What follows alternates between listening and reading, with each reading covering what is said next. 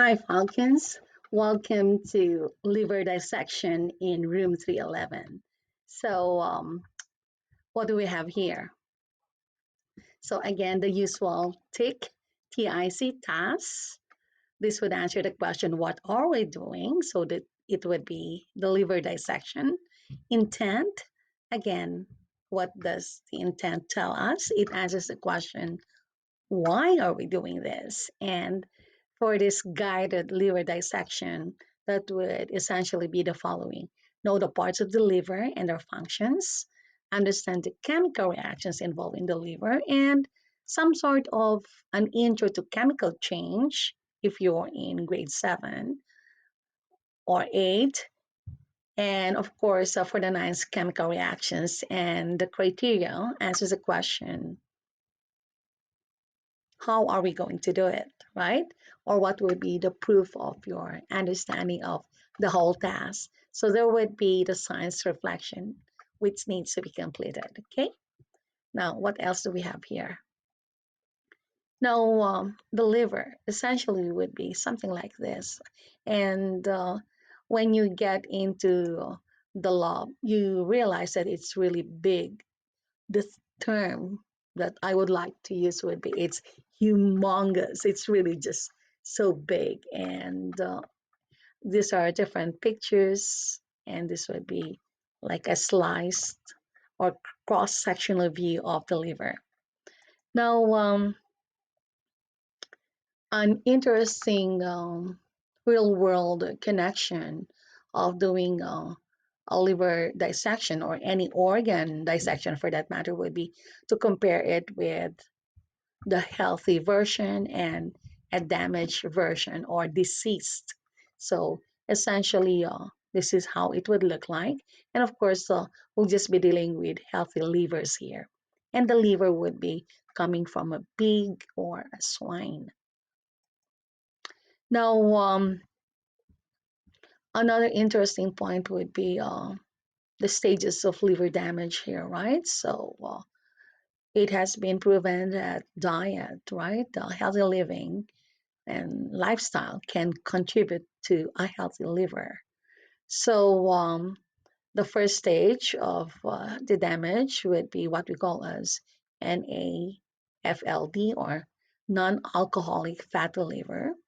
And then it would now proceed to liver fibrosis, and worse would be um, liver cancer or cirrhosis. Now, what interesting facts here. So, new research indicate that nitrate compounds found naturally in leafy green vegetables can prevent and reverse liver fatty disease. Green leafy vegetables such as lettuce and spinach contain high concentrations of nitrate. Now, a little bit of NAFLD here because there's now a growing increase in the number of people afflicted with NAFLD or non alcoholic fatty liver disease. So, this is a condition in which fat builds up in the liver.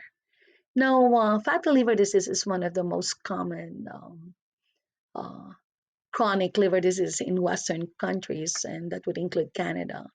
Primarily, primary causes would be high calorie fatty diets and excessive alcohol intake. So,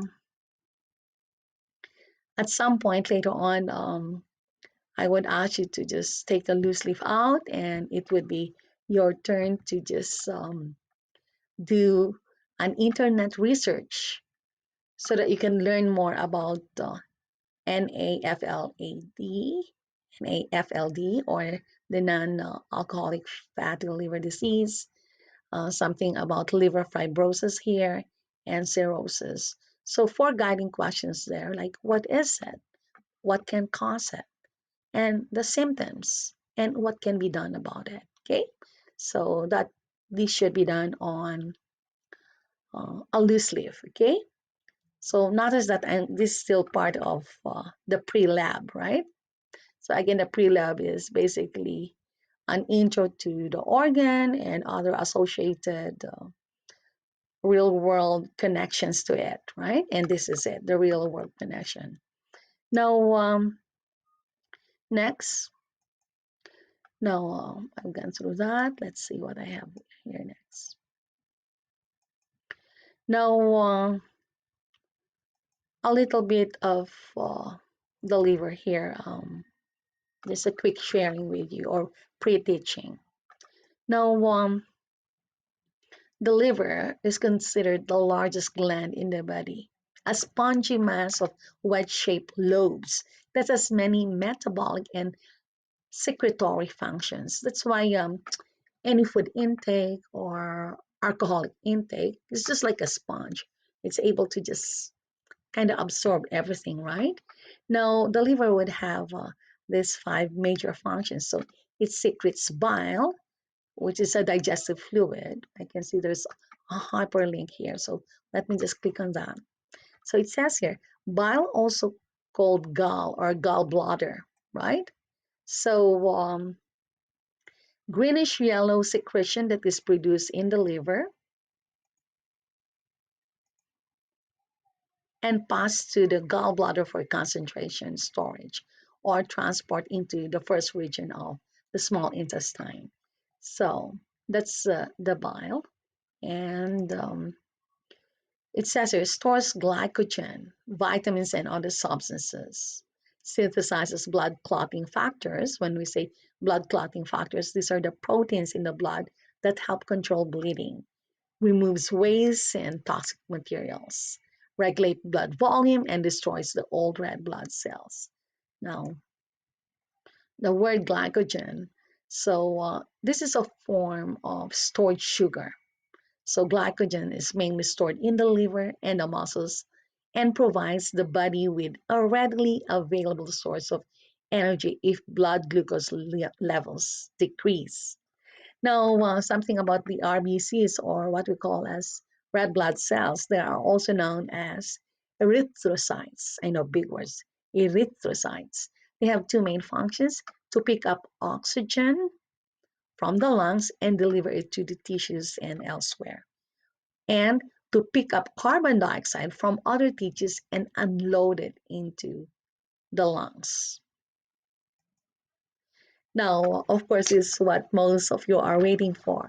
Are you ready? And of course, um, the classic dissection rules: clear your desk, roll up your sleeves, tie up your hair, right?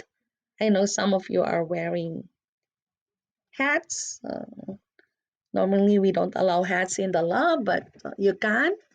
Just make sure that it would be done this way so that you're not looking at a shady view of what you are cutting up. Okay. Now, but of course,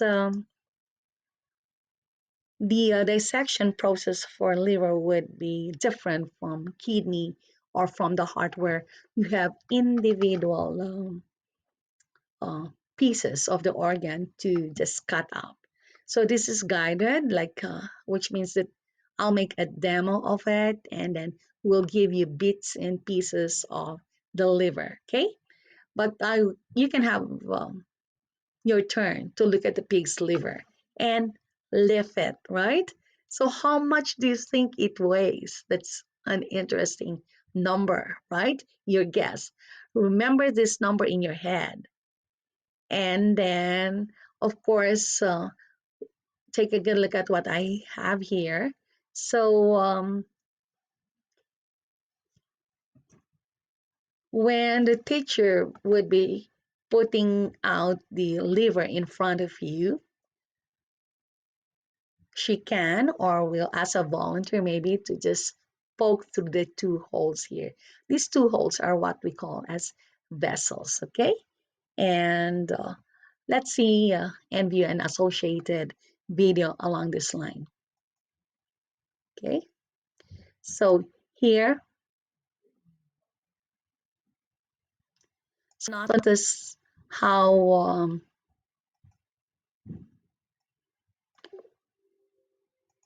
we can just take a good look at the size of the liver here. Humongous, right? It's really, really big. And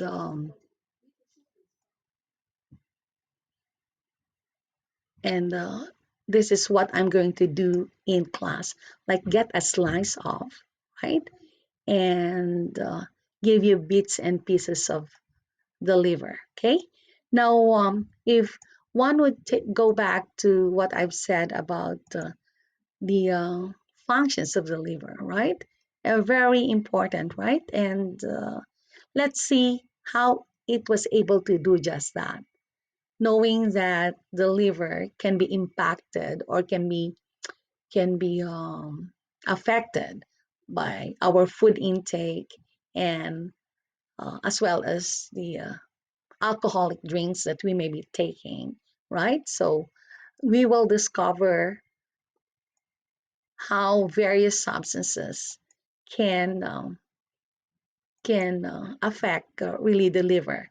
And once I'm done cutting up the liver into slices, I'm going to bring it to your desk, or maybe I'm already in front of you guys when I do this, and we will just let it react with five things here. So let me just present this. So you will react it or pour over it the following materials. The first one would be hydrogen peroxide. It would have this chemical formula H2O2. So I hope you can still remember grade 9's our previous lessons on the subscript, which tells us about the number of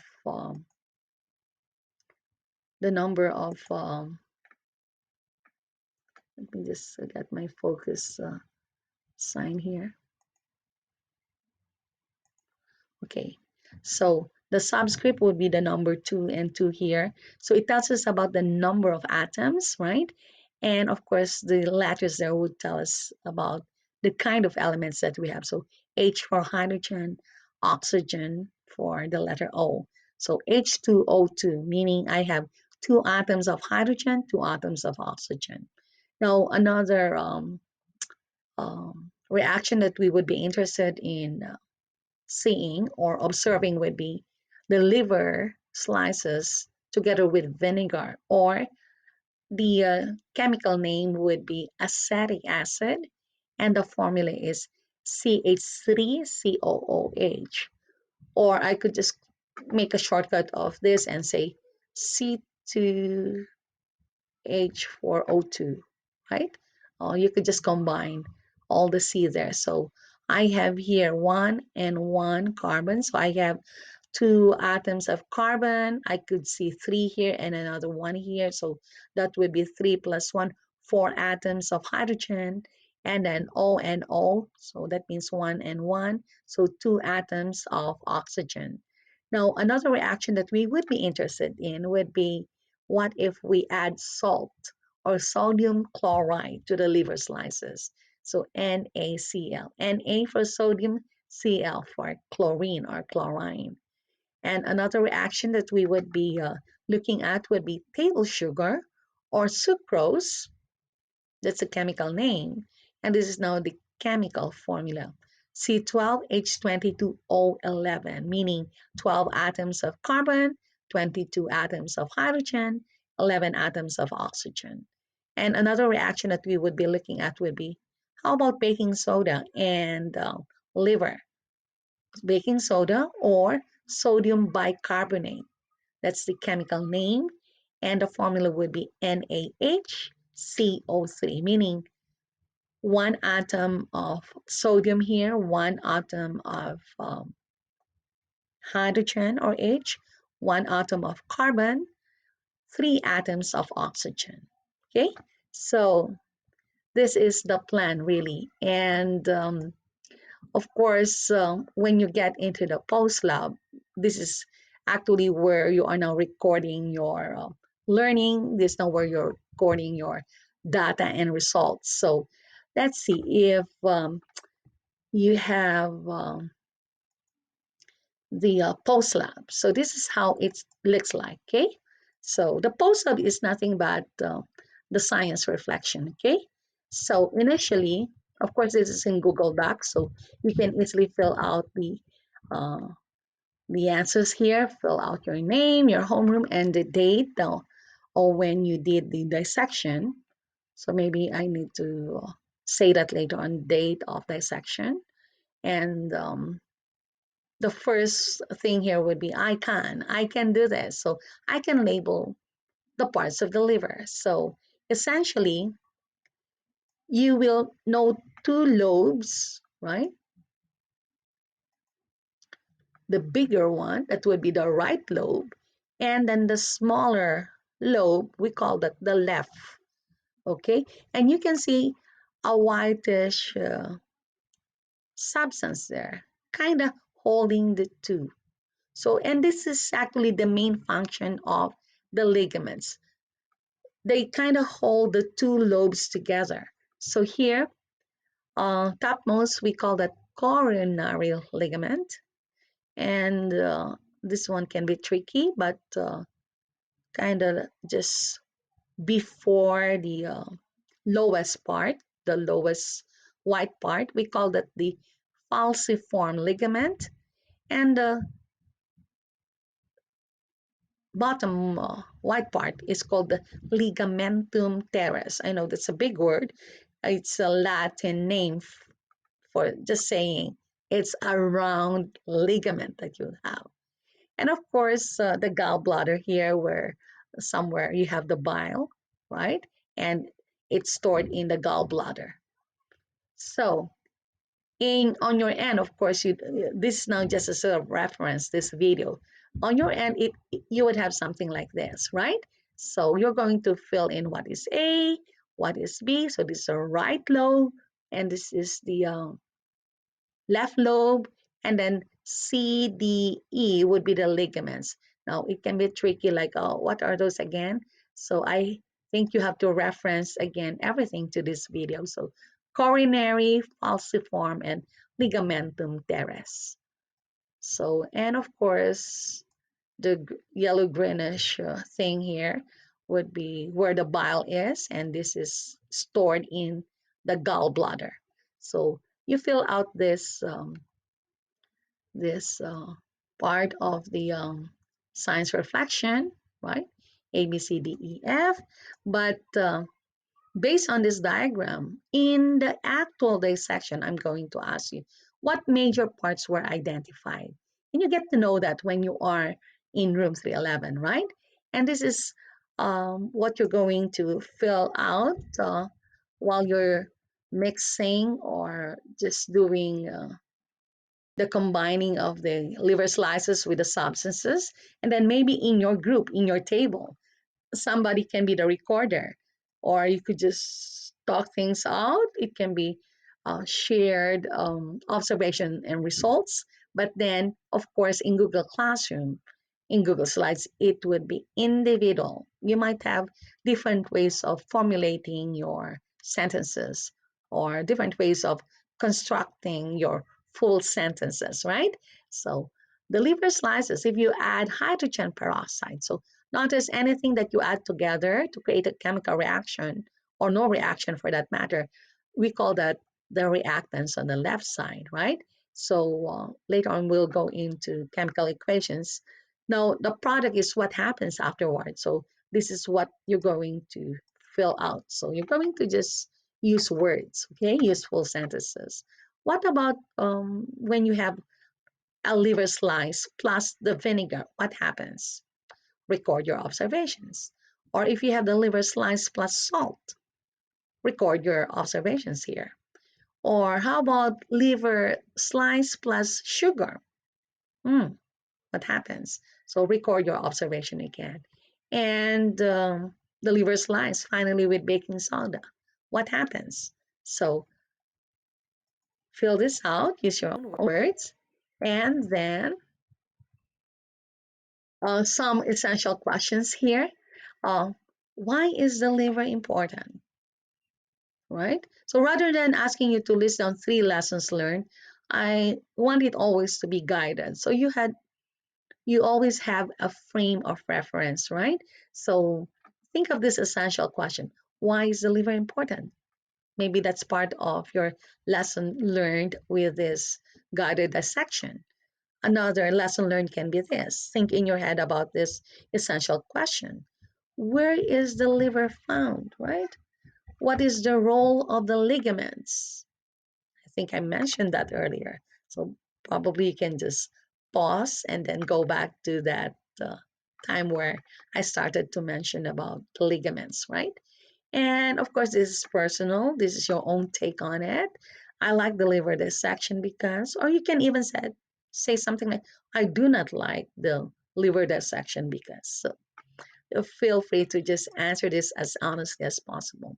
And questions like this, so we do not fault you if there's no, if the answer is not ideal, right? So feel free to just be honest and say your thoughts on this one. Okay. So this is what we have here, people. The Falcons, our liver dissection, guided at that, and of course, I want you to just do the clean up later on, and we can now look forward to more dissections, right? And for today, it just happens that it's all about the liver. Okay, it's all about the liver. So I'm just looking at what else could I have missed. So this is what we have, the liver dissection. And there are a variety of organs that we would be dissecting. Okay, so that's it for now. Ciao.